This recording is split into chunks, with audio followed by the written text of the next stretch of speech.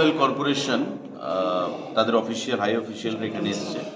আমাদের শেখেরকোটে যে ইন্ডিয়ান অয়েলের একটা বড় প্রজেক্ট হচ্ছে, যেখানে পেট্রোল, ডিজেল এবং কেরোসিনের স্টক থাকবে, এবং গত 22 সালে আমাদের 2022 সালে তার কাজ শুরু হয়। প্রায় 500 কোটি টাকার উপরের প্রজেক্ট এবং প্রায় 85 একর এরিয়ার মধ্যে সেই প্রজেক্টটা তৈরি হচ্ছে। এটা যখন সম্পন্ন হবে, আমাদের রাজ্যে বর্তমানে যেটা ধর্মনগরে সেখানে ডিপোটা রয়েছে, সেই ডিপোটা আমাদের এখানে শিফট হবে শেখেরকোটে। এবং আমরা এই ডিজেল, পেট্রোল, কেরোসিন এই সমস্ত ক্ষেত্রে যে মজুদ, সেই মজুদটা আমরা সঠিকভাবে করতে পারবো। এবং আইওসিএলের এমন একটা ইচ্ছা রয়েছে যে আগামী দিনে পার্শ্ববর্তী বাংলাদেশেও যেন আমরা সেটাকে এক্সপোর্ট করতে পারি।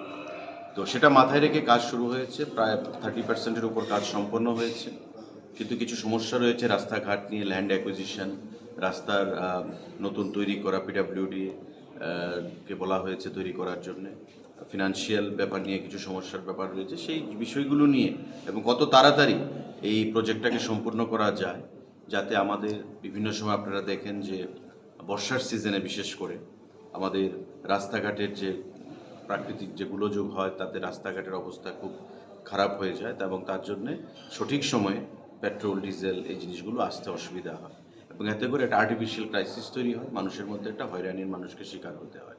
তো তার থেকে মানুষকে, রাজ্যের জনগণকে দূর করার জন্যে আমাদের এখানে এই যে ডিপোটা তৈরি হচ্ছে, সাফিসিয়েন্ট স্টক থাকবে এবং মানুষের যে হয়রানি সেটাও দূর করা যাবে। তো এই বিষয় নিয়ে আমাদের আজকে আলোচনা হয়েছে। আমাদের কাজ পূর্বগতিতে চলছে পুরো মাত্রায়।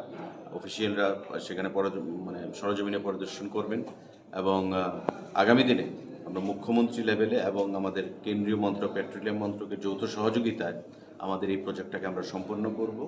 যে সমস্ত ড্রব্যাকসগুলো বা আমাদের শর্টফলগুলো রয়েছে, সেই শর্টফলগুলো আমরা অচিরেই দূর করে আগামী 25 সালের মধ্যে এই প্রজেক্টটা সম্পূর্ণ হবে।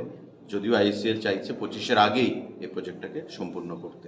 আমরা আশাবাদী এই প্রজেক্টটা সঠিক সময়ে সম্পন্ন হবে, এবং এতে করে ডিজেল, পেট্রোল, কেরোসিন যে মজুদ, সেই ক্ষেত্রে রাজ্যের মানুষ একটা বিশাল উপকৃত হবে।